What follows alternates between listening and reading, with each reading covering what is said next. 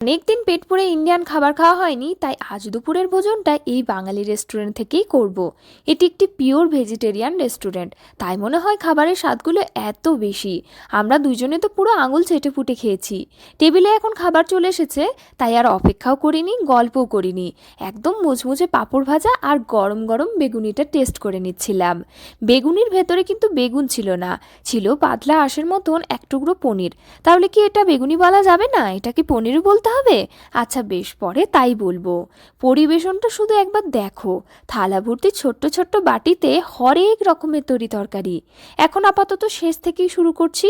দিয়েছিল টক দই, সুজির হালুয়া, ঝাল আচার, নলি পাঁপড় ভাজা, দুটো খাস্তা পনিরু, সাদা ভাত, মুগ ডাল, পনির, মিক্স ভেজ, টক সাম্বার, আর ছোট্ট একটা খেলনা কড়াইয়ে রয়েছে এক ভর্তি ফ্রাইড রাইস। ছিল গরম গরম লুচি এবং নান। সামান্য করে লুচিটা ছিঁড়ে মুখের মধ্যে চালান করে দিয়েছি, আর তারপর একে একে সব কিছু মাখিয়ে মাখিয়ে খাচ্ছিলাম। ভীষণ ভালো লাগছিল খেতে। এত টেস্টি খাবার আমি মনে হয় খুব কমই খেয়েছি। মাছ, মাংস, ডিম ছাড়াও এত সিম্পলের মধ্যে এত অসাধারণ একটা খাবারের থালি খুব তৃপ্তি করে আমরা দুইজনে খেয়েছি। আমার বর তো এমনিতেই নিরামিষ খেতে খুব পছন্দ করে।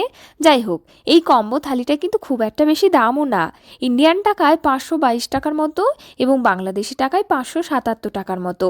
নিরামিষ খাবারের মধ্যে তোমার কোন খাবারটা খেতে বেশি ভালো লাগে অবশ্যই সেটা আমাকে কমেন্টে জানাতে পারো। চ্যানেলটা সাবস্ক্রাইব করে নাও এরকম আফ্রিকার ছোট ছোট তথ্য জানতে হলে। টাটা।